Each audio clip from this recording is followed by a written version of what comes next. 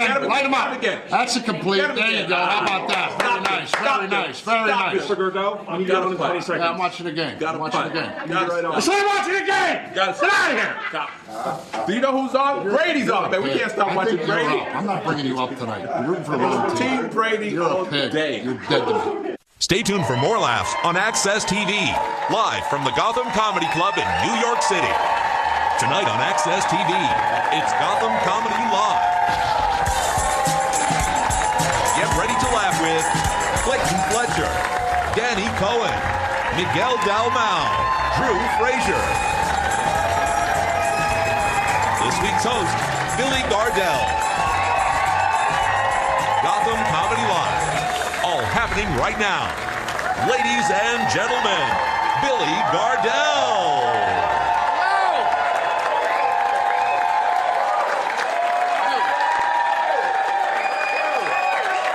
All right. Well, welcome to Gotham Comedy Live. How you feeling tonight? Pretty good? All right, man. We have a great show in store for you. Gotham Comedy Club's the best comedy club in the country. It's one of my favorite spots, man. And when I'm back in New York, I always come here. I love the Mazzilli brothers. I love the way they run this club. And they have brought to you tonight 4 incredibly funny comedians. Let them know you're ready to hear them. All right? Right on. I love coming back to New York, man. New York has a great road map. There's a bar every 4 feet with a church in between them. That's the system up here. I'm fucked up, I'm sorry. I'm fucked up, I'm sorry. I'm fucked up, I'm sorry. Let's get a slice. You can hang out here, man. It's good to hear you laughing, man. That's all we got left is laughter, right? Everything else will just scare the shit out of you, right? You turn the news on, you just want to hide under the bed, man. Murder, death, rape, child abduction, shitty economy, tsunami, 98 degrees. Good luck. Didn't anything good happen? See, we're in the middle of a shit renaissance. We're in a place where we just negate everything. We don't even look at things. We just think it sucks. That's just how we've become. We have no compassion left. Work on your compassion. That's all we got left, man. I was reading a story a couple weeks ago. British Columbia. Little boy's in his backyard playing with his dog, right? You from British Columbia? Great. Has no bearing on the fucking joke. Anyway. Just it happens to be where it happened. Now dig this. This kid's playing with his dog in the backyard. A cougar jumps over the fence. A cougar. Not an old lady in a tight dress. I mean like a real live... The little boy's dog attacks the cougar. The little boy runs in the house to safety. He's watching his dog getting eaten by this cougar. The cops show up. They kill the dog. They kill the cougar. They rush the dog to the vet. 3 operations later, the little boy's dog lives. See, you don't give a fuck. And I'm the same way, man. We're just jaded. All I kept thinking about was that dog. You think he come home with a little bit of an attitude? Yeah, you're goddamn right I'm sleeping in your bed tonight, Timmy. Oh, I'd love to wiggle my tail and beg for food, but as you can see, I don't have a fucking tail, Timmy. Can you imagine him trying to get that dog to play? Here, boy, fetch, fetch. You can kiss my ass, fetch. I fought a cougar for you. I'm gonna go pee in your bed, you little ungrateful prick. Turn on the heat. I only got 3 goddamn legs left. You want me to run down the street after a ball, you fuck? We live in an insane world now, man. It's so scary. And I'm at the age where I'm a human being now. I'm 46. I am no longer immortal.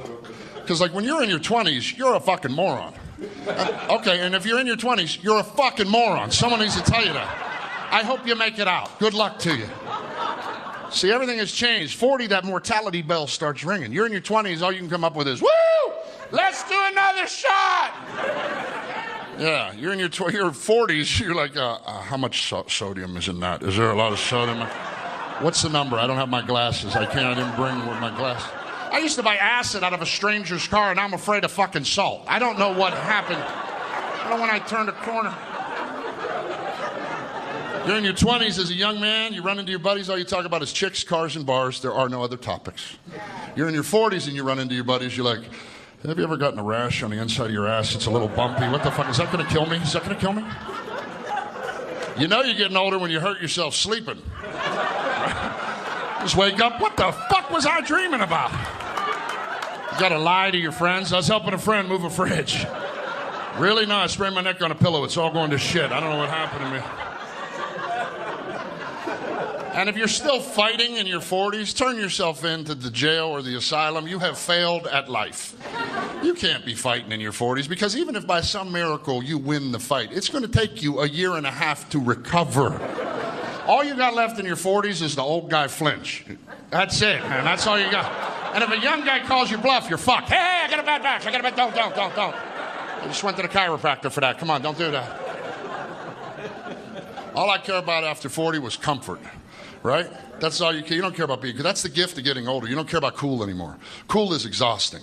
Because you have to wander around acting like you don't give a fuck what anybody thinks while all you think about is what everybody thinks. It's exhausting. After 40, you just care about comfort. I knew I turned a corner a couple weeks ago. I was at the grocery store. I looked down, dark socks and sandals. I no longer give a fuck. How about that? Let's go. Out of the way, Twilight. I got to get some milk. Come on, let's go. I got a coupon. So now I just try to stay alive, and I try to be a good dad. That's my favorite thing. My son's 12, and I want him to have a childhood, and that's a tall order, man, because it's a crazy place now. They don't got the luxury we had. They can't just go out and play, right? Everything has to be scheduled and supervised. You know, we didn't have any play dates when I was a kid. My dad would come home, see 4 of us in the living room, and go, "Get the fuck out of the house!" And you left for 4 hours. No one knew where you were. And no one was looking. You're just out there with 3 of your buddies in a book of matches looking for shit to burn. That was it. I'll get your attention, old man, if that's what you're looking for. I don't care. You can't let your kids just go out and play anymore because there's too many weirdos. And I love when I run into this generation. Some millennials will go, "There's not too many weirdos. It's just the internet. You hear about it more." Bullshit. The internet is the reason there's too many fucking weirdos. It gave them a place to hide. And God forbid we point a weirdo out. We don't want to do that because we might hurt the fucking weirdo's feelings. We're so politically correct. When I was a kid, you knew right where the weirdo was. My dad would stop on the way to baseball practice in front of a house and go, "See that house? Yeah, don't go in there." "Why not?" "Fucking weirdo lives in there." You know right where he was at, you know? So it's hard for my kid to have a childhood, man. I want him to have his imagination. I don't want him to have to download everything. You know what I mean? Like, he gets everything.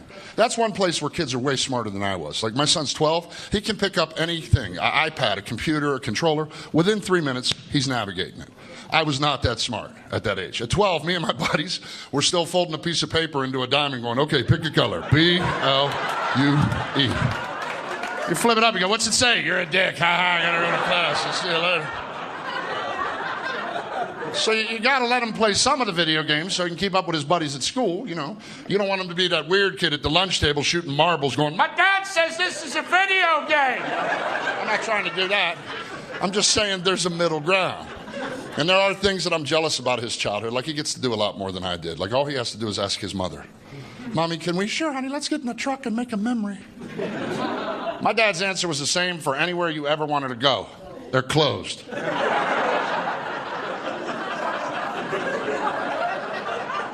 I see people in there. They're cleaning.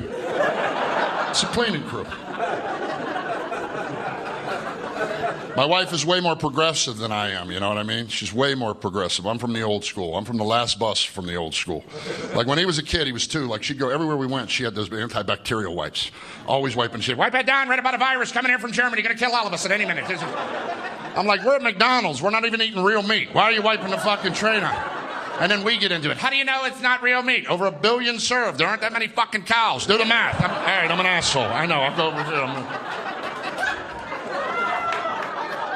And my wife will read these articles like they're breaking news, and then she'll call me like it's important. "I just read an article about sugar. Sugar wrecks his metabolism. You can't feed him sugar after 3. You wreck his metabolism." Well, as you can see, my parents didn't give 2 good shits about my metabolism. You know what they cared about? Silence. "Here, eat Kool-Aid right out of the pack. Just shut the fuck up. Sit there and vibrate. I don't want to hear a goddamn thing out of you." Just want him to be a kid, man. And I'm not a big fan of the medicines either, man. Everybody in LA darts their kids down like rhinos, you know, with the psychotropic drugs. You know, you don't get to dart your kid down because they're an inconvenience. You need to be a fucking parent. You need to step up and be the wall. That's the deal. Now, before we upset the bloggers, I do understand that some kids need medicine. There's always an extreme case. If your kid is saying shit like, "I'm going to cut open a cat and wear it like a hat," he needs fucking medicine. But somewhere we have to find the middle of the road. Hey, you guys ready for a great show tonight? Let me hear you. All right. We're going to be right back after these messages with more Gotham Comedy Live.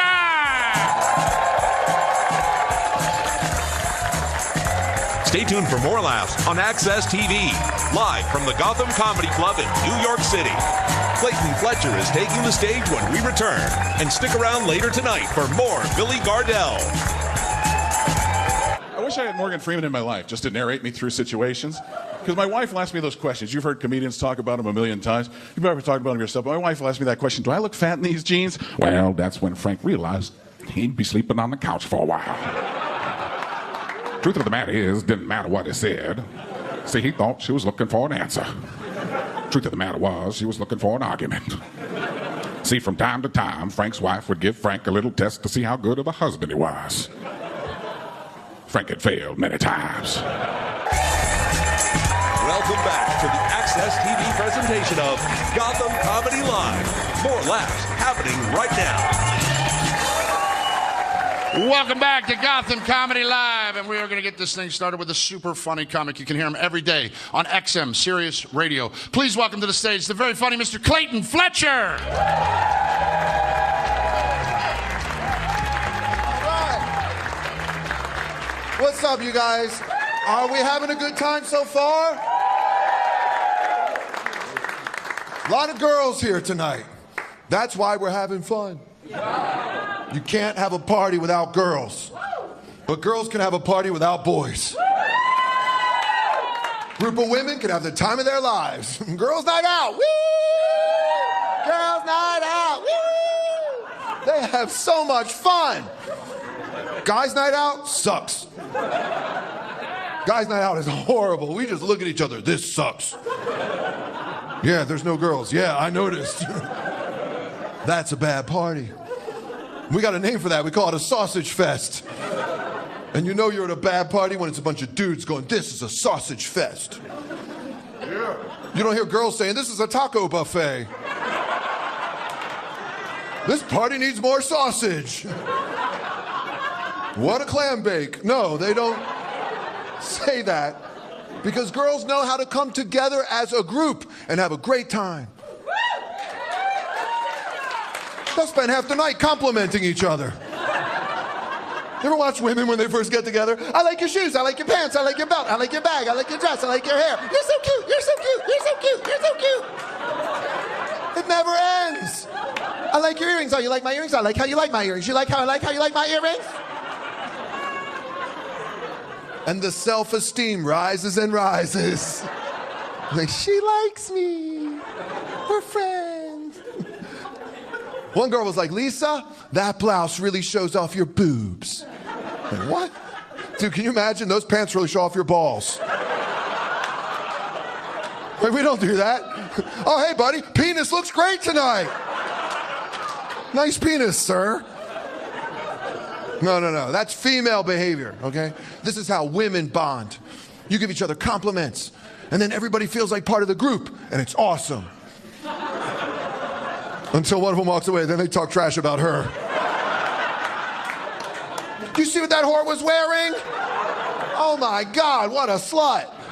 Oh, she's coming back. Hi, Lisa. You're so cute. You know it's true. And if you don't think it's true, you're the one they're talking about. Put some clothes on. Don't get me wrong, everybody loves compliments, you know? Like one time after the show, a girl was like, Clayton, you were funny. You want my number? I don't have a joke for that. I just wanted to tell everybody. I thought that was awesome. And I'm still looking for the right girl to cheat on my girlfriend with. That's not right. I shouldn't say that. I should say with whom to cheat on my girlfriend. That joke is grammatically correct. My wife hates that joke. Let's see. I recently went to Sweden. The best thing about visiting Sweden is when you come home, your friends ask how Switzerland was. I'm like, I don't know. I've never been there. We don't know about Sweden, do we? Like, I didn't know they speak perfect English over there. I thought they won't understand my jokes. I was like, hello, my name is Clayton. They were like, that's nice to let a retarded guy perform here. They came up to me, you were really good. Good job. I was like, wow, these people are condescending. You guys are a great crowd. We appreciate you coming out tonight because we tried it once without you. And that was hard. Any moms here tonight? Make some noise, Mom. Mom, respect. My mother is a professional poker player. Can you imagine what that was like growing up? Ever try to lie to a poker player? It's hard. I was 15. She said, Clayton, did you drink my wine? I was like, no. She's like, I call. I was like, yeah, I drank the wine. She's like, stop bluffing me. And my dad was a jazz musician. This is my life. I had a jazz bass player for a dad and a poker player for a mom. I had the only two parents at the school meeting wearing sunglasses. I was like, that's how you dress for this? At least take off the hoodie. Never knew what my father was talking about because I don't speak Jazzanese. You ever speak to a jazz musician? It's confusing. You're like, hey, Dad, how are you? He's like, nothing shaking but the bacon. Is that good or bad? He's like, it's cool, Daddy. I'm like, no, Daddy, you're Daddy. Don't call me Daddy. I'm your son, Daddy. You know? He taught me how to play the bass. He was like, chicks dig the bass. Lay it down, and they will come around. And boy, was he wrong about that. You can't pick up girls with a bass. There's always a guy on the stairs with a real guitar. He's like, oh, my love, my darling. He's got like 12 girls. I'm in the corner, bow, bow, bow.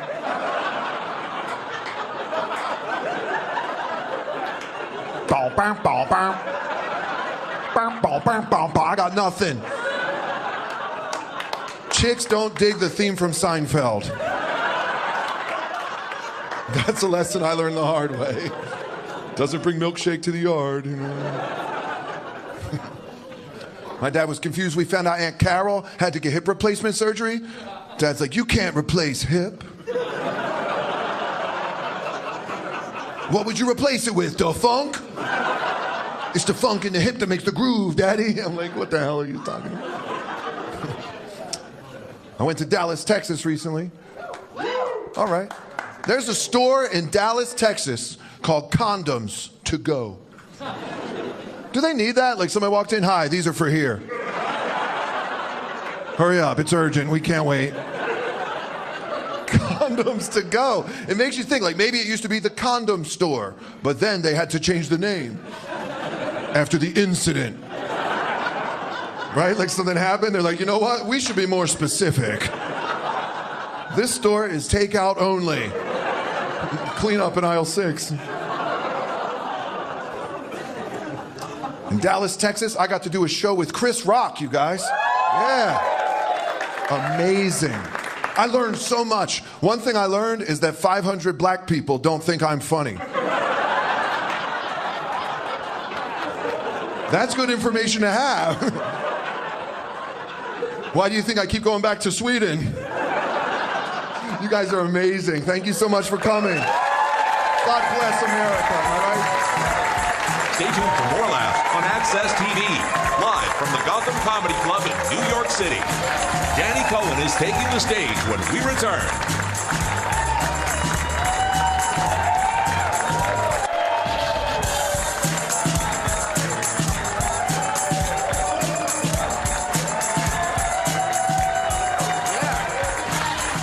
All right, how about one more time? Clayton Fletcher, very funny, huh? All right, well, we are rolling right along here at Gotham Comedy Live. And this next comic, I know you're going to enjoy. You may have seen him on Comedy Central. Please welcome to the stage, Danny Cohen. Hi. Thank you. Thanks, everybody. Hi. Okay, so I didn't think that Times Square was going to be so busy today because it was raining, but there were 3,000 people there with 3,000 umbrellas. I was stuck there. I couldn't, it was like not even moving. It was so crowded that at one point I was part of a Chinese family. It was me, my Chinese mother, and my Chinese sister. And we were just all plowing through the crowd. So I turned to her and I was like, Mommy, I love you. And she was like, go away, you're not my son. which made me feel strangely comfortable because that's how my real mother speaks to me. And then I lost the Chinese family. Then I was walking a dog. I don't know whose dog it was. It was like a small little dog. And then I was holding a baby. I'm like, oh my God, whose baby is this? And by the time I got to 42nd Street, I was holding 2 eggplants, which is amazing because I love eggplant parmesan. And I am in no condition to raise a baby on my own. So it all worked out for the best. I'm very excited because I just finished shooting a reality television show for the Food Network called Pizza Pizza. And I had to go from pizza store to pizza store here in New York, and I had to eat like 6 to 8 slices a day. And I had to compare pizza, and there were audience, you know, the people in the pizza store were audience, and I had to compare. And I'm lying to you, by the way. I'm lying. There was no reality TV show. But I went to a lot of pizza stores this year. I ate a lot of pizza. The show was in my head. The show was in my head. I would go to the pizza stores and I'm like, oh, that's good. And I just ate 2 slices. I should try this slice and then go next door and try that slice. And then, you know what I'll do is I'll just ask audience members. I'm like, Danny, there's no audience. There's no show. Stop eating pizza. So I stopped eating pizza about 4 months ago and I lost 8 pounds. Thank you. It's a start. And I'm feeling really good, you know, but the past couple of days, I've been thinking a lot about pizza, and I'm like, uh-oh, I think the show is coming back into syndication. I consider myself to be chubby. I'm chubby, but I Googled my height and weight this morning, and it turns out I'm obese.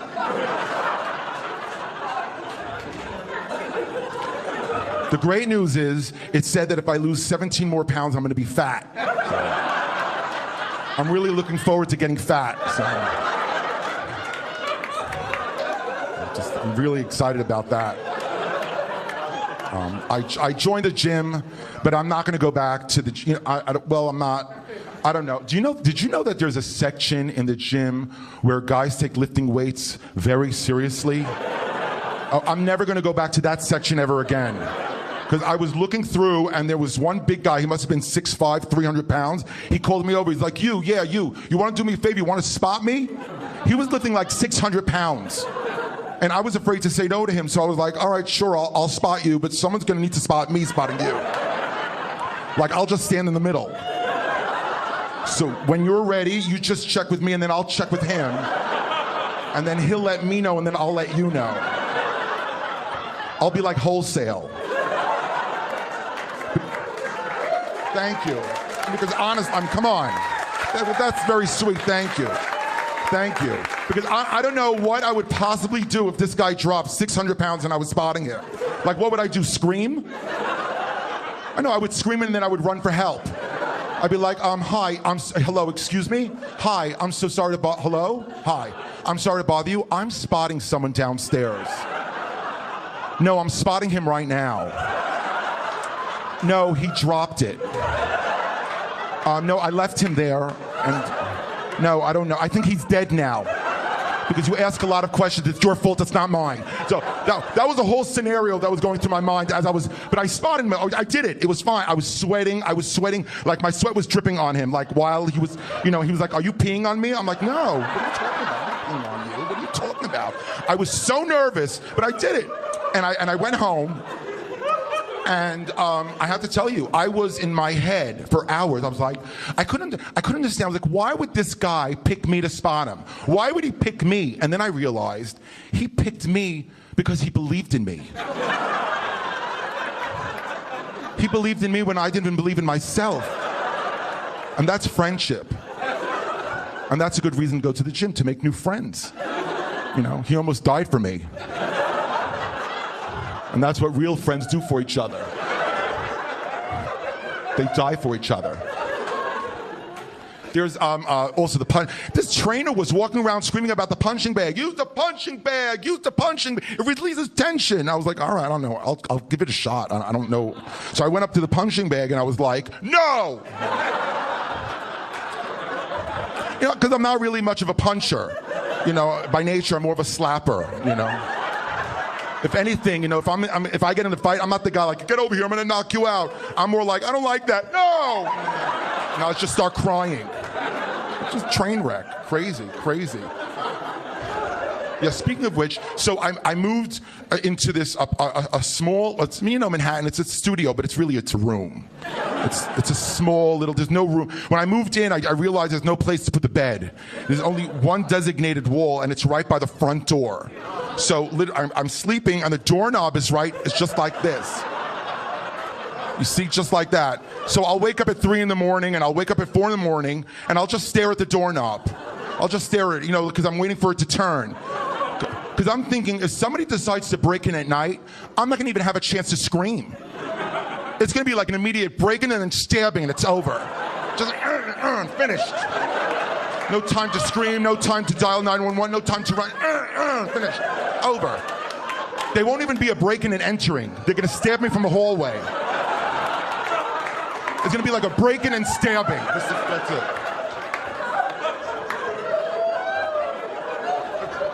Like the cops will get there and they're going to be really confused.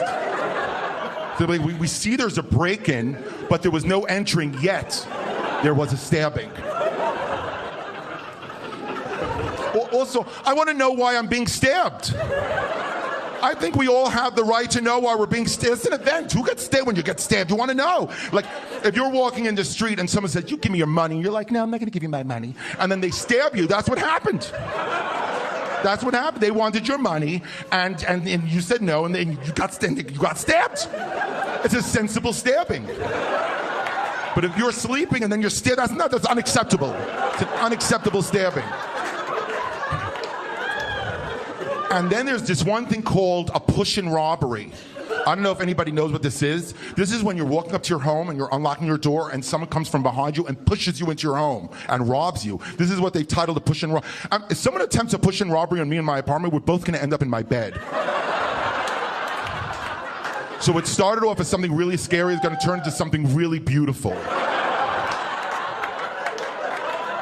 I'll be like, I don't know, you pushed me, I pushed back. That's it. I'm done. I'm Danny Cohen. Thank you.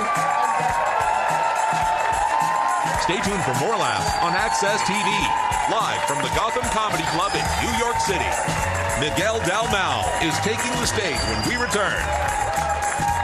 Something I'd never done before. I had to get my prostate checked, and that's really uncomfortable, because I'm butt naked. Like, let me show exactly how the doctor did it. I'm like this, and there's a guy behind me with something about this big, and he puts it right in the center of my existence, and I jump. I said, hey, warm it up, man. It's cold down there. Put it under your arm, blow on it. I don't care what you do. I got Obamacare, I told him. He said, so you got Obamacare? I said, you're damn right I got Obamacare. He said, in that case, stick a finger up your own ass. Apparently, he's not happy with the plan. Welcome back to the Access TV presentation of Gotham Comedy Live. More laughs right now. All right. Welcome back one more time. Danny Cohen, huh? What a show. It's just going to keep rolling. We don't want to interrupt the train. So this next gentleman is very, very funny. You've seen him on True TV. Please welcome Miguel Dalmau.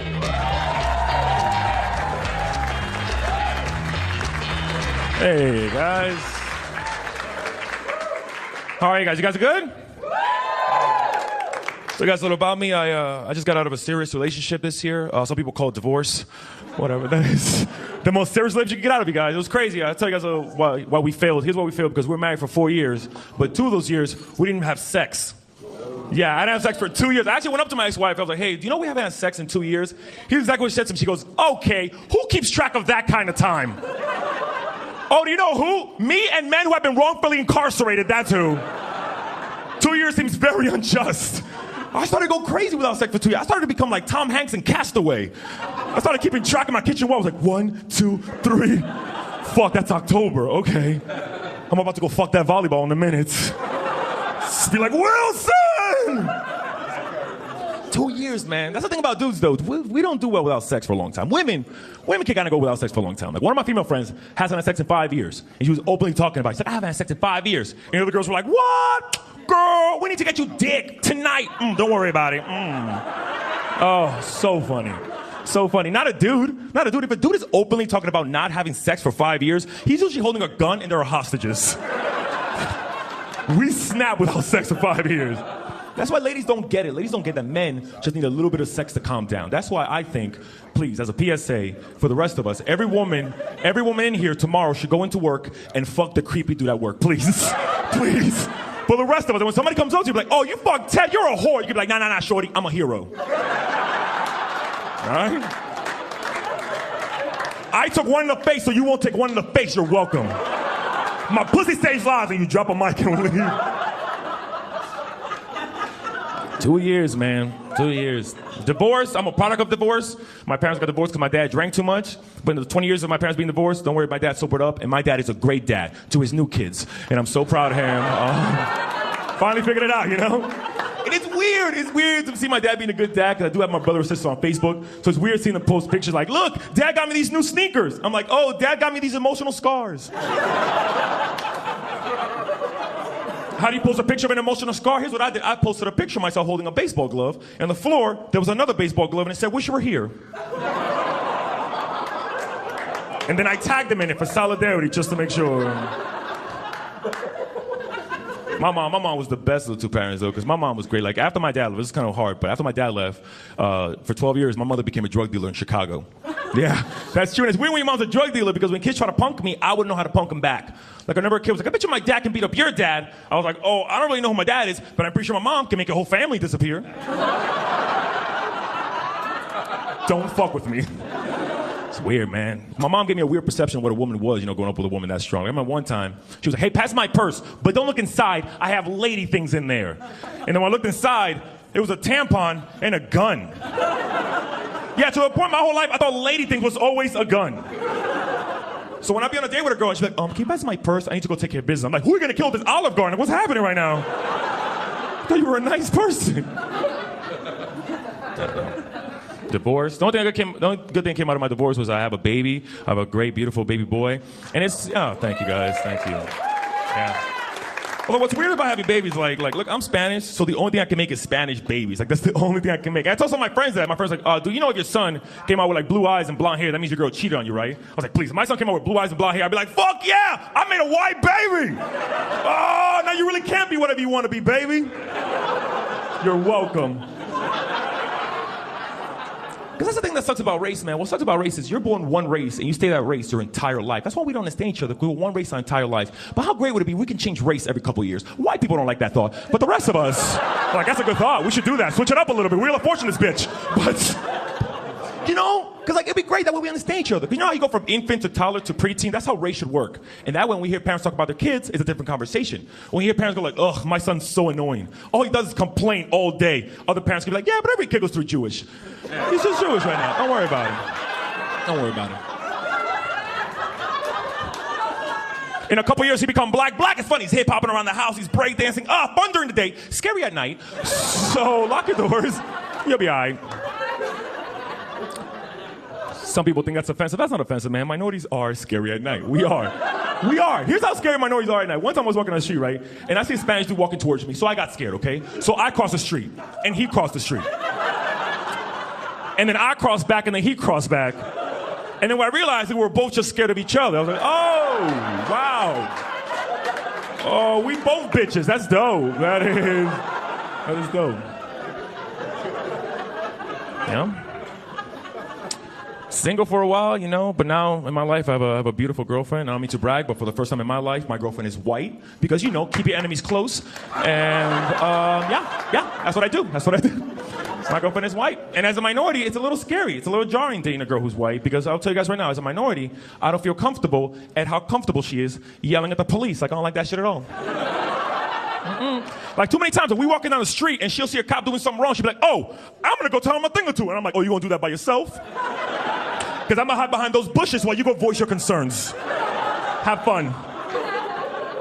Here's the worst thing she ever did to me. One time, I'm driving, she's on the passenger side, and all of a sudden a cop just cut me off in traffic. And she went, oh, really? And she leaned over and honked the horn. Like the law one, the fuck you to a cop. And I've never been so scared in my life. And I was like, why? Why would you do that to me? And she got mad at me. She's like, why would I do that? Because I hate when cops break the law and don't use their blinkers. I'm like, oh, really? Because I hate when cops break the law and choke me. Do you understand how different our worlds are? Thank you, it's true. I know. Look, but I hate to be the kind of comic who comes up here and be like, oh, white people be like this and black people be like that. But I saw something the other day that shocked me. Because I saw something that I know for a fact only white people can say. I know there was a white sentence, but I found one. Here's exactly what I saw. I saw a white girl getting arrested. And the entire time she was getting arrested, she just kept yelling out, do you know who my father is? Do you know who my father is? And that's a real white threat right there.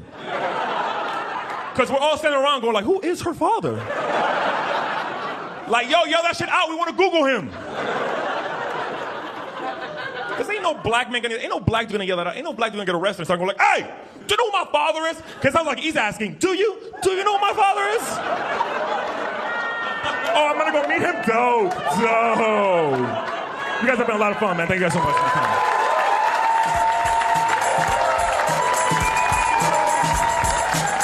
Stay tuned for more laughs on Access TV, live from the Gotham Comedy Club in New York City. Drew Fraser is taking the stage when we return. Welcome back to the Access TV presentation of Gotham Comedy Live. More laughs right now. One more time, Miguel Dalmau. All right. What an amazing show here at Gotham. Did I lie? Great comics all night long, right? Great comics all night long. All right, well, this next gentleman wanted his intro read like this. You've seen him on TV, and he's here now on Gotham Comedy Live for the second time. Please welcome the super funny Drew Fraser.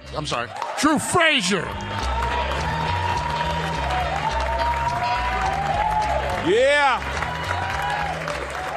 All right. How's everybody doing?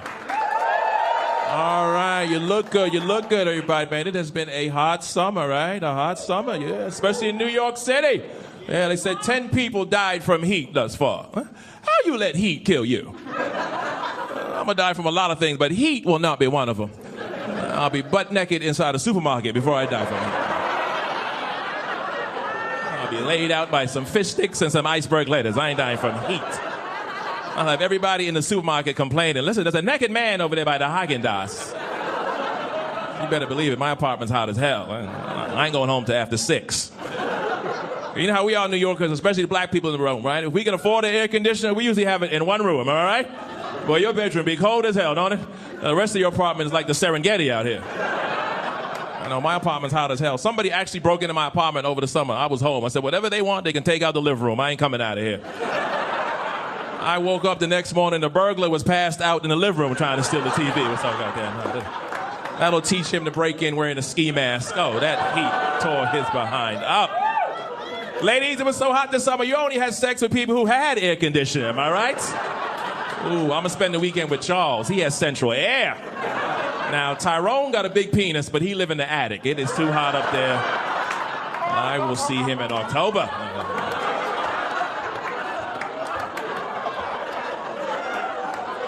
I did some traveling. I just came back from the Disney cruise. Anybody been on the Disney cruise? Yeah. Well, if you haven't gone, folks, don't go. Forget about it, all right? By the time I finished paying for that thing, my Social Security benefits would have kicked in, all right? When I was growing up, they only had 5 Disney characters. It was Mickey Mouse, Minnie, Pluto, Goofy, and Donald. That was it. Now there's 900,000 Disney characters, and they're all on that ship. The same characters that walk around Times Square that you can take a picture with for 35 cents. It's $35, $40 a picture on the ship. And after the 6th picture, I told my son, listen, you are now dipping into your college fund right about now, player. You got to make a decision, all right? It's a picture or DeVry University. What you want to do? Because I am tapped out. I waited too long. I'm an old dad now. I'm an old dad, 40 years old and a father. I should be driving a Porsche, not raising a kid. This is crazy. And I know I'm old. When I go to the park, all the young parents are in the park running around with their kids, chasing them all over the place. I'm sitting on the bench like, somebody grab him. Catch him, please. Stop him, grab him. Catch him. Now I know why people have 2 or 3 kids. In case you lose one, you still got 2 more to raise. That's all right there. Because I like to travel. One thing I know about traveling, fellas, women actually travel for different reasons other than men. Women travel to get away from other men. Yeah. They have to hear in their relationship, like, I need a weekend. Fellas, let me tell you how women go away. They take 3 or 4 of their best girlfriends. They will rent 1 hotel room. They all sleep in the same bed. Do each other's hair, each other's nails. They read books. They sunbathe. They shop. They party. Have a wonderful time. Don't include any men. Come back home and tell everybody how wonderful the trip was. We had a great time. Pictures are on Facebook. It was just the girls. Men, not us. We go away primarily to get laid. Matter of fact, we go away and don't get laid. The whole trip be a waste of goddamn time, huh? When you come back home, your buddies be like, yo, how was your trip? The hell with that place. I ain't never going back there again. No. Nobody slept with me. I could have stayed home and pleasured myself for free. This is ridiculous. The hell with Cancun. Never going back there again. But let's face it, fellas, women have a wonderful time being females. Why? They get to do things men cannot do. They get to sleep in the same bed with each other. And nobody will question that behavior. Oh, sir, you look like a big heterosexual man. You can't go over your buddy's house and climb in the bed with him, can you? Hell no. Well, he's not whipping your behind as soon as you take your shirt off. I don't care how sick he is. You better comfort him over the phone. Fellas, women get to take a shower, come out butt naked, and hold a conversation with each other. Ooh, girl, your shower head was beautiful. What panties go with this outfit? Should I shave some more right here? What do you think about that? Ah! Men, not us. We can't come out in our own house butt naked and have a conversation with each other. Hey, man, what time you get ready to go drinking? Man, put your penis away, man. What the hell is wrong with you? We don't want to see your nuts in the living room. Are you crazy? Two heterosexual men cannot sleep in the same bed with each other. And if we ever are in the same bed with each other, you better believe we are laying in that bed fully dressed, ain't we? We in the bed, we got a coat, hat, scarf, gloves, Timberland boots on, and we are laying back to back. Ain't nobody face to face in that bed. And you get in the bed, you got to go right to sleep. You can't have a conversation with your buddy in the bed. Hell no. And while you're laying in the bed, you got about 8 sheets and comforter wrapped around you like a homosexual force field, just in case your buddy try to have sex with you while he's asleep. He got to dig you out of 8 layers of Bed Bath & Beyond before he get to that booty hole.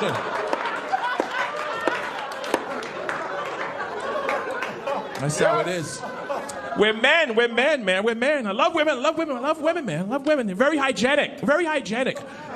Which sometimes backfires on you ladies. That's why there's always a long line for females in the women's restroom. Because when women go to the bathroom, they don't touch anything. Everything's with their elbows and with their feet. They lift all stuff up with their feet. All that takes time. And when they do finally go to sit on the toilet, they have already layered it with about 50 pounds of toilet paper. And they don't sit on it, they hover over it while they pull their panties forward, not to get any urine on their panties. Men, not us. When we go to the restroom, it's 15 seconds flat. Why? Because when we walk in the restroom, we already got our junk out. We walk in there, the urination process has already begun. We flip it, we out of there.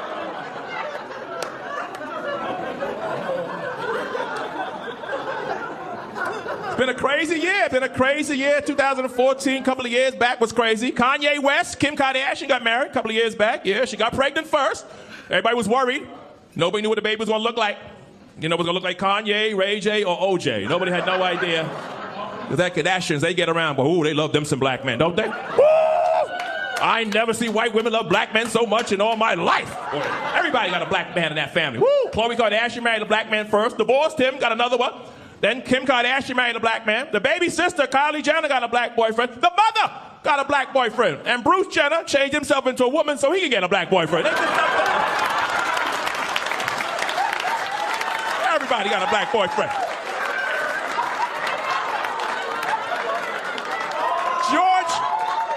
George Clooney got married recently, right? Yeah, after he done slept with everybody in Hollywood. The only person he ain't sleep with in Hollywood was Bill Cosby. That's the only person. Now, y'all know Bill Cosby slept with everybody in 1972, didn't he? He a smart freak, though. Oh, Bill Cosby a freak, boy. He a smart one, though. Bill Cosby got a pill that make a woman forget stuff for 42 years. Ain't that something? Boy, every man in here wish he could get his hands on that pill. Oh, my God. Oh, President Barack Obama had a bad 2014, had a bad year ever since he got in office. The only person having a good time in the White House is Michelle. Oh, she's having a ball. Oh, they give her a new makeover every other week. She's on the cover of Ebony, Jet Magazine, Muscle, Clear, GQ. She's aging like Benjamin Button. Anybody seen Barack lately? Ah! Boy, he looked like Morgan Freeman right about now, don't he? Folks, you guys have been a wonderful audience. Thank you so very, very, very much. I appreciate it. Thank you. Stay tuned for more laughs on Access TV, live from the Gotham Comedy Club in New York City. Billy Gardell is taking the stage when we return. All right, well, welcome back. How about it one more time? Drew, Fraser, blew the house up. Unbelievable. Well, what an honor it's been to host Gotham Comedy Live, and I see you're about to have a baby here, huh? Yeah. How long you got? 3 more months. So you haven't gone completely crazy yet. That's good. That last month it'll be like, get it out of me, get it out of me. My wife, man, when she was pregnant, we tried to do everything right. We didn't do anything right. We got kicked out of the first Lamaze class. You know the breathing class? Or kicked out of the first one. But I'm a comic. You put me in a classroom. How long do you think it was going to take? Seriously. I go in there, and the first thing they're teaching the women is called the cat crawl. It's to alleviate pressure across the abdomen. So I got 4 pregnant women in front of me on their hands and knees with their back starched and their asses up in the air. Right? So I said to the guy next to me, this is how this whole thing got started. Out in the hall. All right, I'm going. I don't give a shit. I've been out in the hall my whole life. Now, you need to warn your man that when the baby comes, that's it. His time is up. He's no longer valid. We'll call him when we need some shit moved or stepped on.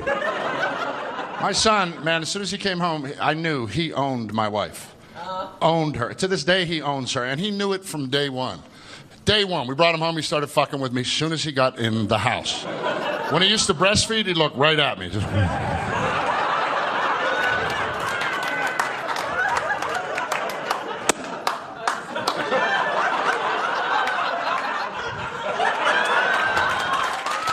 He's a baby. He knows exactly what he's doing. All right, hey, ladies and gentlemen, I'd like to bring the comics back up to the stage tonight. Give them a warm round of applause. Let them know how great they were tonight. Great job, fellas. Clayton Fletcher, Danny Cohen, Miguel Dalmau, and Fraser. What a night. Thank you, Gotham